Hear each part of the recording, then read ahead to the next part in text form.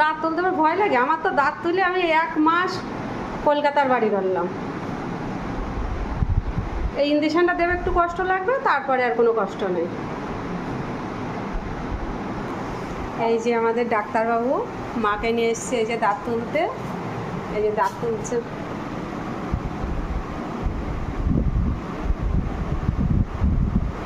এই ডাক্তারবাবু দাঁত তোলায় খুব উস্তাদ, কিন্তু আমার দাঁত তুলতে পারে না।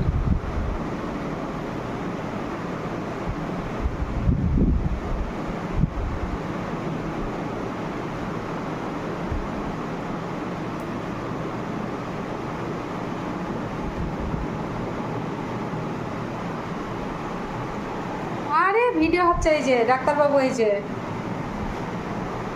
দাঁত তোলা হয়ে গেছে কমপ্লিট। এই যে ডাক্তারবাবুর দাঁত তোলা হয়ে গিয়েছে, এবার কমপ্লিট। এই যে রুগীও সুস্থ।